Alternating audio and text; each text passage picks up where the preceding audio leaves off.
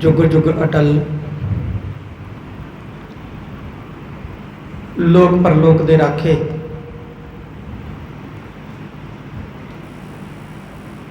जबर छतर तखत दे मालक,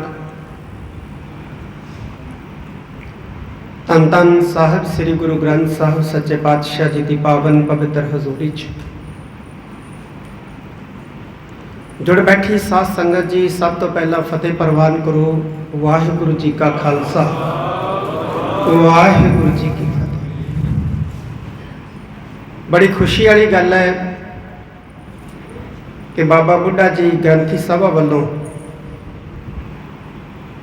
सिख पंथ दे महान दिव्य पुरख बाबा बुढ़ा साहब जी का संसार दे विच आगमन दिवस मनाया जा रहा है। श्री सुखमनी साहब के जाप होए, बच्चियां ने कीर्तन किया है और आप सारिਆਂ ने रल मिल के अरदास की।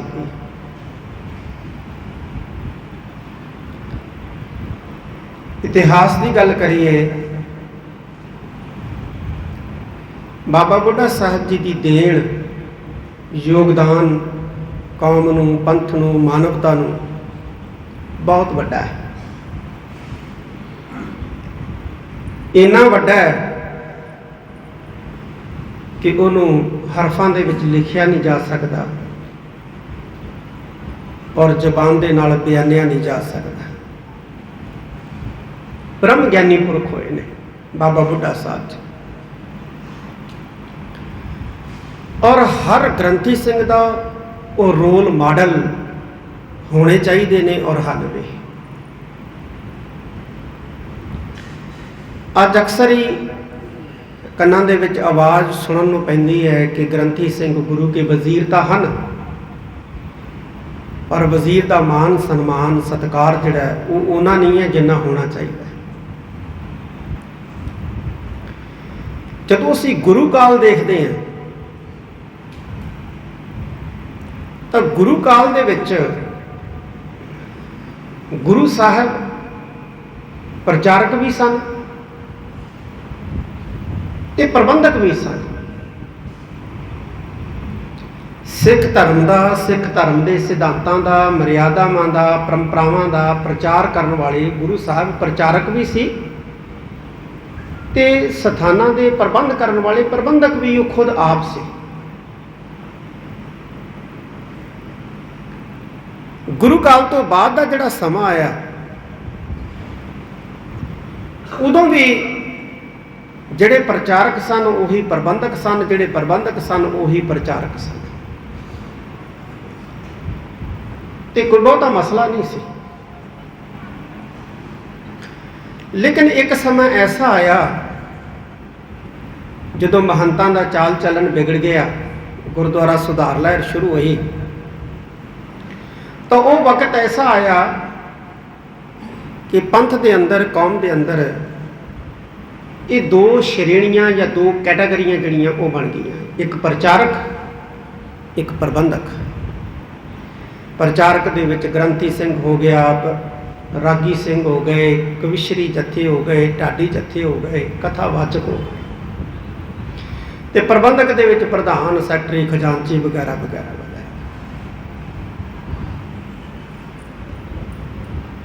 हौली हौली हौली हौली जिवें जिवें समा बीतदा गया, शुरुआती समय दे विच दोवां कोल ही बराबर दे अधिकार सी, बराबर दीयां ताकतां सी, ते दोवां दा ही मान सत्कार सी। पर हौली हौली हौली हौली जिहड़ी प्रबंधक कैटागरी सी या प्रबंधकी जमात सी, वो प्रचारक श्रेणी नूं डोमीनेट कर गई, हावी हो गई उहदे ते। हुण हौली हौली हुई है, किवें हुई ये तो लंबी विचार का विषय है, पर हुई। ਔਰ ਹਰ ਛੋਟੀ ਤੋਂ ਛੋਟੀ ਤੇ ਵੱਡੀ ਤੋਂ ਵੱਡੀ ਕਮੇਟੀ ਦੇ ਵਿੱਚ ਇਹ ਨਹੀਂ ਕਿ ਅਸੀਂ ਇਕੱਲੀਆਂ ਪਿੰਡਾਂ ਦੀਆਂ ਕਮੇਟੀਆਂ ਨੂੰ ਬਲੇਮ ਕਰੀਏ ਕਿ ਪਿੰਡਾਂ ਦੀਆਂ ਕਮੇਟੀਆਂ ਦੇ ਵਿੱਚ ਹੀ ਇਹ ਹਾਵੀ ਹੋ ਗਈ ਹੈ। ਹਰ ਛੋਟੀ ਤੋਂ ਛੋਟੀ ਤੇ ਵੱਡੀ ਤੋਂ ਵੱਡੀ ਕਮੇਟੀ ਦੇ ਵਿੱਚ ਹੀ ਇਹ ਚੀਜ਼ ਹੋ ਗਈ। ਪਰ ਜਿੰਨਾ ਚਿਰ ਇਹ ਫਰਕ ਦੂਰ ਨਹੀਂ ਹੁੰਦਾ ਉਹਨਾਂ ਚਿਰ ਇਹ ਮਸਲਾ ਹੱਲ ਹੋਣਾ ਜਿਹੜਾ ਬੜਾ ਔਖਾ ਹੈ। ਤੇ ਇਹ ਫਰਕ ਦੂਰ ਉਦੋਂ ਹੀ ਹੋਊਗਾ ਜਦੋਂ ਦੋਵੇਂ ਸ਼੍ਰੇਣੀਆਂ ਜਿਹੜੀਆਂ ਉਹ ਆਪਣੇ ਆਪਣੇ ਫਰਜ਼ਾਂ ਨੂੰ ਵੀ ਪਛਾਣਨਗੀਆਂ ਤੇ ਇੱਕ ਦੂਸਰੇ ਦੇ ਅਧਿਕਾਰ ਦਾ ਸਨਮਾਨ ਵੀ ਕਰਨਗੇ। ਇਹ ਉਸ ਵਕਤ ਮਸਲਾ ਹੱਲ ਹੋਣਾ। ਇੱਕ ਦੂਸਰੇ ਦੇ ਅਧਿਕਾਰ ਦਾ ਸਨਮਾਨ ਵੀ ਹੋਏਗਾ, ਇੱਜ਼ਤ ਵੀ ਹੋਏਗੀ। ਇੱਕ ਜਿਸ ਚੀਜ਼ ਨੇ ਗ੍ਰੰਥੀ ਸਿੰਘਾਂ ਦੇ ਮਾਨ ਸਨਮਾਨ ਨੂੰ ਢਾਹ ਲਾਈ ਹੈ ਉਹ ਹੈ ਬੇਲੋੜੇ ਗੁਰੂ ਘਰਾਂ ਦੀ ਉਸਾਰੀ। ਸੰਗਤ ਬਹੁਤ ਘੱਟ ਹੈ, ਆਮਦਨ ਨਹੀਂ ਹੈ, ਗੁਰਦੁਆਰਾ ਬਣਾ ਲਿਆ, ਠਹਿਬਾਜੀ 'ਚ ਬਣਾ ਲਿਆ, ਕਿਤੇ ਜਾਤੀ ਆਧਾਰ ਤੇ ਬਣਾ ਲਿਆ, ਕਿਤੇ ਹੋਰ ਕਿਸੇ ਕਾਰਨ ਬਣਾ ਲਿਆ।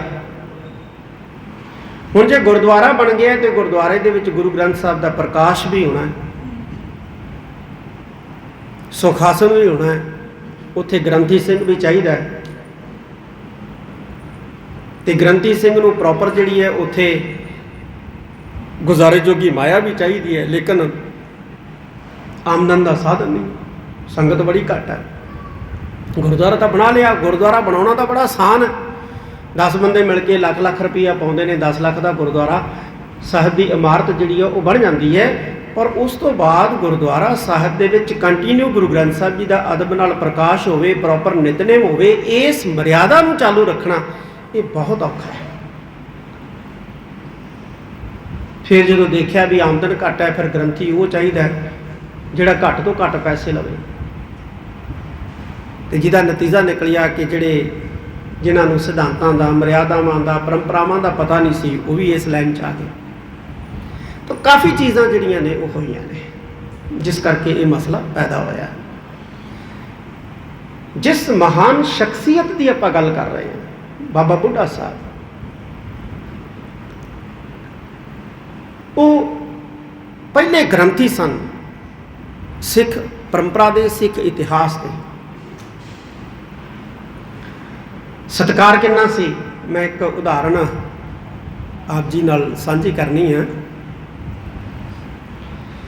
ਇੱਕ ਦਿਨ ਗੁਰੂ ਹਰਗੋਬਿੰਦ ਸਾਹਿਬ ਸੱਚੇ ਪਾਤਸ਼ਾਹ ਬਾਬਾ ਬੁੱਢਾ ਸਾਹਿਬ ਜੀ ਨੂੰ ਕਹਿੰਦੇ,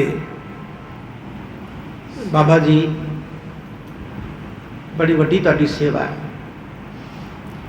ਤੁਸੀਂ ਗੁਰੂ ਨਾਨਕ ਸਾਹਿਬ ਸੱਚੇ ਪਾਤਸ਼ਾਹ ਤੋਂ ਲੈ ਕੇ ਹੁਣ ਤੱਕ ਗੁਰੂ ਨਾਨਕ ਪਾਤਸ਼ਾਹ ਦੇ ਦਰਬਾਰ ਦੀ ਸੇਵਾ ਕਰਦੇ ਆ ਰਹੇ।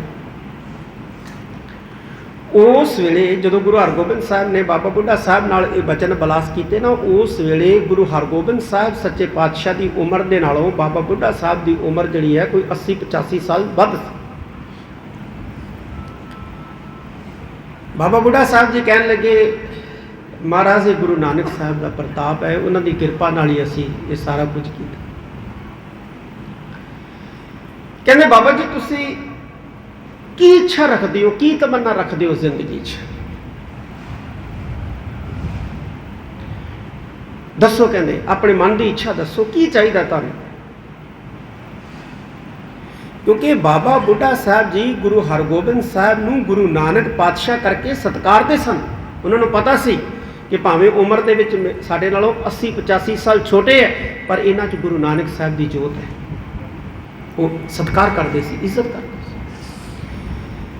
ਕਹਿੰਦੇ ਦੱਸੋ, ਕਹਿੰਦੇ ਤੁਹਾਨੂੰ ਕੀ ਚਾਹੀਦਾ ਹੈ, ਕੁਝ ਵੀ ਮੰਗੋ। ਹੁਣ ਜੇ ਬਾਬਾ ਬੁੱਢਾ ਸਾਹਿਬ ਕਹਿ ਦਿੰਦੇ ਵੀ ਦੁਨੀਆ ਦਾ ਰਾਜ ਚਾਹੀਦਾ ਹੈ, ਹੋ ਸਕਦਾ ਹੈ ਕਿ ਨਾ ਮਿਲਦਾ। ਬਾਬਾ ਬੁੱਢਾ ਸਾਹਿਬ ਕਹਿਣ ਲੱਗੇ, ਮਹਾਰਾਜ ਜੇ ਤੁਸੀਂ ਸਮਝਦੇ ਹੋ ਕਿ ਅਸੀਂ ਗੁਰੂ ਨਾਨਕ ਸਾਹਿਬ ਦੇ ਦਰ ਦੀ ਕੋਈ ਥੋੜੀ ਜਿਹੀ ਸੇਵਾ ਕੀਤੀ ਹੈ ਤੇ ਉਹਦੇ ਬਦਲੇ 'ਚ ਤੁਸੀਂ ਸਾਨੂੰ ਕੁਝ ਦੇਣਾ ਚਾਹੁੰਦੇ ਹੋ, ਤਾਂ ਫਿਰ ਇੱਕ ਵਚਨ ਚਾਹੀਦਾ ਹੈ। ਮਹਾਰਾਜ ਕਹਿਣ ਲੱਗੇ ਵੀ ਕੀ ਵਚਨ ਚਾਹੀਦਾ ਹੈ। ਕਹਿੰਦੇ ਜਦੋਂ ਅਸੀਂ ਇਸ ਸੰਸਾਰ ਤੋਂ ਕੂਚ ਕਰੀਏ ਨਾ, ਤਾਂ ਤੁਸੀਂ ਸਾਡੇ ਕੋਲ ਜ਼ਰੂਰ ਹੋਵੋ। ਇਹ ਬਚਨ ਦਿਓ, ਤੁਸੀਂ ਜਿੱਥੇ ਵੀ ਹੋਵੋ ਉਸ ਵੇਲੇ ਸਾਡੇ ਕੋਲ ਹੋਵੋ, ਸਾਡੇ ਕੋਲ ਪਹੁੰਚੋ। ਮਹਾਰਾਜ ਕਹਿਣ ਲੱਗੇ ਚਲੋ ਠੀਕ ਹੈ ਬਾਬਾ ਜੀ, ਤੁਹਾਡੇ ਨਾਲ ਇਕਰਾਰ ਰਿਹਾ, ਕੌਲ ਰਿਹਾ, ਜਦੋਂ ਤੁਹਾਡਾ ਜਾਣ ਦਾ ਵਕਤ ਆਇਆ ਅਸੀਂ ਤੁਹਾਡੇ ਕੋਲ ਹੋਵਾਂਗੇ। ਕਹਿੰਦੇ ਗੁਰੂ ਹਰਗੋਬਿੰਦ ਸਾਹਿਬ ਮਹਾਰਾਜ ਇੱਕ ਦਿਨ ਹਰਗੋਬਿੰਦਪੁਰੇ ਦੀ ਧਰਤੀ ਤੇ ਬੈਠੇ ਸੀ, ਜੰਗ ਲੜ ਕੇ ਹਟੇ ਸੀ ਹਰਗੋਬਿੰਦਪੁਰੇ ਦਾ। ਤੇ ਇੱਕ ਸਿੱਖ ਨੇ ਆ ਕੇ ਗੁਰੂ ਹਰਗੋਬਿੰਦ ਸਾਹਿਬ ਮਹਾਰਾਜ ਨੂੰ ਕਿਹਾ, ਮਹਾਰਾਜ ਬਾਬਾ ਬੁੱਢਾ ਸਾਹਿਬ ਯਾਦ ਕਰਦੇ। ਇਤਿਹਾਸ ਦੱਸਦਾ, ਕਹਿੰਦੇ ਗੁਰੂ ਹਰਗੋਬਿੰਦ ਸਾਹਿਬ ਮਹਾਰਾਜ ਉੱਠੇ, ਘੋੜੇ ਤੇ ਕਾਠੀ ਪਵਾਈ ਤੇ ਉਸੇ ਵੇਲੇ ਘੋੜੇ ਤੇ ਸਵਾਰ ਹੋ ਕੇ ਤੇ ਘੋੜਾ ਜਿਹੜਾ ਸੀ ਸਰਪਟ ਜਿਹੜਾ ਸੀ ਉਹ ਰਮਦਾਸ ਵੱਲ ਨੂੰ ਦੌੜਾ ਲਿਆ। ਦੀਵਾਨ ਲੱਗਿਆ ਸੀ ਜਿਵੇਂ ਅੱਜ ਦੀਵਾਨ ਲੱਗਿਆ, ਮਹਾਰਾਜ ਤਖਤ ਤੇ ਬੈਠੇ ਸੀ ਤੇ ਅਚਾਨਕ ਹੀ ਦੀਵਾਨ ਦੇ ਵਿੱਚੋਂ ਉੱਠ ਕੇ ਸਤਿਗੁਰੂ ਜੀ ਬਾਹਰ ਗਏ, ਘੋੜੇ ਤੇ ਸਵਾਰ ਹੋਏ ਤੇ ਘੋੜਾ ਜਿਹੜਾ ਸੀ ਉਹ ਰਮਦਾਸ ਦੀ ਧਰਤੀ ਵੱਲ ਜਿਹੜਾ ਸੀ ਉਹ ਦੌੜਾ ਲਿਆ। ਸੰਗਤ ਬੜੀ ਹੈਰਾਨ, ਸਿੱਖ ਬੜੇ ਹੈਰਾਨ ਵੀ ਮਹਾਰਾਜ ਅਚਾਨਕ ਸੰਗਤ ਚੋਂ ਕਿਉਂ ਉੱਠ ਕੇ ਚਲੇ ਗਏ। ਦੋ ਚਾਰ ਸਿੱਖ ਫਟਾਫਟ ਜਿਹੜੇ ਹਰ ਵਕਤ ਤਿਆਰ ਰਹਿੰਦੇ ਸੀ, ਉਹਨਾਂ ਨੇ ਵੀ ਮਹਾਰਾਜ ਦੇ ਮਗਰ ਘੋੜੇ ਲਾ ਲਏ। ਸ਼ਾਮ ਦਾ ਵੇਲਾ ਸੀ, ਸ੍ਰੀ ਗੁਰੂ ਹਰਗੋਬਿੰਦ ਸਾਹਿਬ ਮਹਾਰਾਜ ਬਾਬਾ ਬੁੱਢਾ ਸਾਹਿਬ ਜੀ ਦੇ ਕੋਲ ਪਹੁੰਚ ਗਏ। ਕਹਿੰਦੇ ਬਾਬਾ ਜੀ ਤੁਹਾਡੇ ਨਾਲ ਜਿਹੜਾ ਕੌਲ ਕੀਤਾ ਸੀ ਅਸੀਂ ਪੂਰਾ ਕਰਤਾ ਹੈ। ਬਾਬਾ ਜੀ ਕਹਿਣ ਲੱਗੇ ਜੀ ਮਹਾਰਾਜ ਬਹੁਤ ਧੰਨਵਾਦ। ਇਤਿਹਾਸ ਦੱਸਦਾ ਬੜੀਆਂ ਖੂਬਸੂਰਤ ਸਤਰਾਂ ਜਿਹੜੀਆਂ ਨੇ ਉਹਦੇ ਨਾਲ ਇਤਿਹਾਸ ਨੂੰ ਚਿਤਰਿਆ ਕਵੀ ਸੰਤੋਖ ਸਿੰਘ ਨੇ। ਉਹ ਕਹਿੰਦੇ ਕੋਠਾ ਸੀ ਜਿਸ 'ਚ ਬਾਬਾ ਬੁੱਢਾ ਸਾਹਿਬ ਜੀ ਨਿਵਾਸ ਰੱਖਦੇ ਸੀ। ਸ਼ਾਮ ਦਾ ਵੇਲਾ ਹੋ ਗਿਆ, ਕਹਿੰਦੇ ਮਹਾਰਾਜ ਗੁਰੂ ਹਰਗੋਬਿੰਦ ਸਾਹਿਬ ਨੇ ਔਰ ਬਾਬਾ ਬੁੱਢਾ ਸਾਹਿਬ ਨੇ ਇਕੱਠੇ ਹੀ ਪ੍ਰਸ਼ਾਦਾ ਛਕਿਆ ਸ਼ਾਮ ਨੂੰ। ਤੇ ਪ੍ਰਸ਼ਾਦਾ ਛਕ ਕੇ ਕਹਿੰਦੇ ਬਹਿ ਗਏ, ਦੀਵਾ ਜਗਦਾ ਸੀ ਕੋਠੇ 'ਚ ਤੇ ਸਾਰੀ ਰਾਤ ਬਾਬਾ ਬੁੱਢਾ ਸਾਹਿਬ ਤੇ ਗੁਰੂ ਹਰਗੋਬਿੰਦ ਸਾਹਿਬ ਮਹਾਰਾਜ ਗੱਲਾਂ ਕਰਦੇ ਨੇ। ਹੁਣ ਸੋਚੋ, ਗੱਲਾਂ ਦੁਨਿਆਵੀ ਤਾਂ ਹੋਣੀਆਂ ਨੇ। ਜੇ ਦੋ ਕਿਸਾਨ ਇਕੱਠੇ ਹੋ ਜਾਂਦੇ ਆ ਉਹ ਜ਼ਿਮੀਂਦਾਰੀ ਦੀਆਂ ਗੱਲਾਂ ਕਰਦੇ ਆ, ਦੋ ਵਪਾਰੀ ਇਕੱਠੇ ਹੋ ਜਾਂਦੇ ਆ ਉਹ ਵਪਾਰ ਦੀਆਂ ਗੱਲਾਂ ਕਰਦੇ ਆ, ਦੋ ਨੌਕਰੀ ਪੇਸ਼ਾ ਇਕੱਠੇ ਹੋ ਜਾਂਦੇ ਆ ਉਹ ਨੌਕਰੀ ਪੇਸ਼ਾ ਦੀਆਂ ਗੱਲਾਂ ਕਰਦੇ ਆ। ਤਾਂ ਗੁਰੂ ਹਰਗੋਬਿੰਦ ਸਾਹਿਬ ਮਹਾਰਾਜ ਗੁਰੂ ਨਾਨਕ ਸਾਹਿਬ ਸੱਚੇ ਪਾਤਸ਼ਾਹ ਦੇ ਸਰੂਪ ਨੇ, ਬਾਬਾ ਬੁੱਢਾ ਸਾਹਿਬ ਬ੍ਰਹਮ ਗਿਆਨੀ ਹੈ ਤਾਂ ਨਿਸ਼ਚੈ ਹੀ ਬ੍ਰਹਮ ਗਿਆਨ ਦੀਆਂ ਬਾਤਾਂ ਚੱਲੀਆਂ। ਇੰਨੀਆਂ ਗੰਭੀਰ, ਇੰਨੀਆਂ ਗਹਿਰੀਆਂ ਬਾਤਾਂ ਅਧਿਆਤਮਕਵਾਦ ਦੀਆਂ ਬਾਬਾ ਬੁੱਢਾ ਸਾਹਿਬ ਤੇ ਗੁਰੂ ਹਰਗੋਬਿੰਦ ਸਾਹਿਬ ਦੇ ਦਰਮਿਆਨ ਹੋਈਆਂ ਕਿ ਬਾਤਾਂ ਕਰਦਿਆਂ ਰਾਤ ਦੇ ਸਵਾ ਪਹਿਰ ਰਾਤ ਰਹਿ ਗਈ। ਬਾਬਾ ਬੁੱਢਾ ਸਾਹਿਬ ਜੀ ਨੂੰ ਮਹਾਰਾਜ ਕਹਿਣ ਲੱਗੇ, ਕਹਿੰਦੇ ਬਾਬਾ ਜੀ ਇਸ਼ਨਾਨ ਕਰ ਲਈਏ, ਵਕਤ ਹੋ ਗਿਆ, ਸਵਾ ਪਾਰ ਰਾਤ ਰਹਿ ਗਈ, ਜਿਹਨੇ 2:30-3 ਵਜੇ ਦਾ ਸਮਾਂ ਹੋਇਆ। ਉਹ ਹਿੰਦੂ ਧਰਮ ਦੇ ਵਿੱਚ ਵੀ ਇੱਕ ਕਥਾ ਆਉਂਦੀ ਹੈ, ਕਹਿੰਦੇ ਅਮਰਨਾਥ ਦੀ ਗੁਫਾ ਦੇ ਵਿੱਚ ਸ਼ਿਵ ਜੀ ਨੇ ਪਾਰਵਤੀ ਨੂੰ ਅਮਰ ਕਥਾ ਸੁਣਾਈ ਤੇ ਉਹ ਪੰਛੀ ਨੇ ਸੁਣ ਲਈ ਸੀ ਤੇ ਉਹ ਵੀ ਕਹਿੰਦੇ ਜਿਹੜਾ ਸੀ ਉਹ ਮੋਕਸ਼ ਨੂੰ ਪ੍ਰਾਪਤ ਹੋ ਗਿਆ ਸੀ। ਤੇ ਕਵੀ ਜੀ ਲਿਖਦੇ, ਕਹਿੰਦੇ ਬਾਬਾ ਬੁੱਢਾ ਸਾਹਿਬ ਤੇ ਗੁਰੂ ਹਰਗੋਬਿੰਦ ਸਾਹਿਬ ਦੇ ਦਰਮਿਆਨ ਜਿਹੜੀਆਂ ਸਾਰੀ ਰਾਤ ਕੱਚੇ ਕੋਠੇ ਦੇ ਵਿੱਚ ਦੀਵੇ ਦੀ ਲੌ ਦੇ ਵਿੱਚ ਬਾਤਾਂ ਹੋਈਆਂ, ਜੇ ਉਹਨਾਂ ਬਾਤਾਂ ਨੂੰ ਕੀੜੀਆਂ ਨੇ ਵੀ ਸੁਣਿਆ ਹੋਣਾ ਨਾ ਤੇ ਉਹ ਵੀ ਮੁਕਤ ਹੋ ਗਈਆਂ ਹੋਣੀਆਂ। ਇਸ਼ਨਾਨ ਕੀਤਾ, ਗੁਰੂ ਹਰਗੋਬਿੰਦ ਸਾਹਿਬ ਮਹਾਰਾਜ ਨੇ ਇਸ਼ਨਾਨ ਕੀਤਾ, ਬਾਬਾ ਬੁੱਢਾ ਸਾਹਿਬ ਜੀ ਨੇ ਇਸ਼ਨਾਨ ਕੀਤਾ। ਬਾਬਾ ਬੁੱਢਾ ਸਾਹਿਬ ਕਹਿਣ ਲੱਗੇ ਮਹਾਰਾਜ ਅੱਜ ਤੁਸੀਂ ਨਿਤਨੇਮ ਤੁਸੀਂ ਸੁਣਾਓ, ਬਾਣੀ ਸੁਣਾਓ। ਕਹਿੰਦੇ ਗੁਰੂ ਹਰਗੋਬਿੰਦ ਸਾਹਿਬ ਮਹਾਰਾਜ ਨੇ ਪਾਠ ਕੀਤਾ ਸੁਖਮਨੀ ਸਾਹਿਬ ਦਾ, ਫਿਰ ਜਪਜੀ ਸਾਹਿਬ ਦਾ। ਤੇ ਜਦੋਂ ਸੁਖਮਨੀ ਸਾਹਿਬ ਤੇ ਜਪਜੀ ਸਾਹਿਬ ਦੇ ਪਾਠ ਦਾ ਭੋਗ ਪੈ ਗਿਆ ਨਾ, ਤੇ ਕਹਿੰਦੇ ਗੁਰੂ ਹਰਗੋਬਿੰਦ ਸਾਹਿਬ ਮਹਾਰਾਜ ਦਾ ਹੱਥ ਫੜ ਕੇ ਨਾ ਬਾਬਾ ਬੁੱਢਾ ਸਾਹਿਬ ਨੇ ਉਹਨਾਂ ਨੂੰ ਆਪਣੇ ਸਿਰ ਵਾਲੇ ਪਾਸੇ ਲੈ ਆਂਦਾ ਤੇ ਆਪ ਲੰਮੇ ਪੈ ਗਏ। कहन लगे महाराज हुण सानू इजाजत है, आग्या सानू। गुरु हरगोबिंद साहब महाराज कहन लगे बाबा जी आग्या। तो उस वेले कहते बाबा बुढ़ा साहब गुरु हरगोबिंद साहब दी गोद दे विच चलाना करके अखां बाबा बुढ़ा साहब जी दियां खुलियां रह गई। मैं किते पढ़िया सी कि जिहड़े भजन सिमरन करते हैं ना, सच्चाई की है कि नहीं है पता नहीं है, लेकिन मैं किते पढ़िया कि जिहड़े भजन सिमरन करते हैं, कोई चंगा जीवन जिउंदे है, कोई बंदगी वाले होंदे आ, जदों शरीर त्यागते हैं ना तो उन्हां दे प्राण कहंदे अखां राहीं जांदे बाहर नूं। तो फिर जिहड़े थोड़े जिहे घट होंदे उन्हां दे कन्नां राहीं, जिहड़े उदों थोड़े जिहे घट होंदे आ संसारी रूप होंदे उन्हां दे मूँह राहीं मूँह अड्डिया रहिंदा। तो कई इहो जिहे भी होंदे आ जदों चलाना करते हैं तो विचारियां दा मल जिहड़ा मूत्र जिहड़ा विचे निकल जाता है। कहते बाबा बुढ़ा साहब के नेत्र जिहड़े सी वो खुले रह गए। तो गुरु हरगोबिंद साहब महाराज ने अपने हत्थां नाल वो नेत्र बंद किए। तो फिर आवाज़ मारी सेवादार नूं भी रागी ਸਿੰਘਾਂ ਨੂੰ आके कहो आसा दी वार दा कीर्तन शुरू कर। तो इतिहास कहना है कि गुरु हरगोबिंद साहब महाराज ने फिर आप बाबा बुढ़ा साहब जी के पंज भौतिक शरीर नूं जिहड़ा सी वो कंधा दिता। इन्ना सत्कार इन्ना अदब बाबा बुढ़ा साहब जी का कीता, वो सत्कार दे योग सन। वो ब्रह्म ज्ञानी पुरख सन। उन्होंने सिੱਖੀ प्रचारी ही नहीं, सिੱਖੀ कमाई भी। तो जदों सिੱਖੀ प्रचारण के नाल नाल सिੱਖੀ कमाउणी आरंभ की जाती है ना प्रचारक श्रेणी वालों, फिर कोई होर सत्कार करे ना करे, गुरु सत्कार जरूर करता हुंदा है। ये गल चेते रखियो। तो जो गुरु सत्कार करता है तो गुरु की संगतां सत्कार करदियां, कमेटियां करदियां नहीं करदियां, कोई फर्क नहीं पैंदा हुंदा, कोई बहुता फर्क नहीं पैंदा हुंदा। इस करके सब तो वड्डी जिहड़ी चीज़ जरूरी है वो ये है कि सिੱਖੀ कमाई जानी जिहड़ी है वो बड़ी जरूरी। सिੱਖੀ है ही कमाउण वाली शै। मैनू परसों किसी का फोन आया कि बड़ा अफरा तफरी वाला माहौल है सिख समाज के विच, बेचैनी पसरी हुई है। हर खेतर के विच असीं हाशिए ते चले गए। आर्थिक खेतर के विच, राजनीतिक खेतर के विच, समाजिक खेतर के विच और धार्मिक खेतर के विच। वजह की है? तो मैं कहा कि सब तो वड्डी वजह जिहड़ी है ना, किसी स्कॉलर के नाल गल हो रही सी, मैं कहा भी सब तो वड्डी वजह मैनू जापदी है कि अध्यात्मकवाद जिहड़ा है ये तो असी सखणे हो गए। वो कहते जी ये लिखो, मैं ठीक है लिखना चाहिए। ये मेन वजह है कि असी अध्यात्मकवाद तो सखणे हो गए। जिथे अध्यात्मकवाद होएगा ना उत्थे सब कुछ होएगा।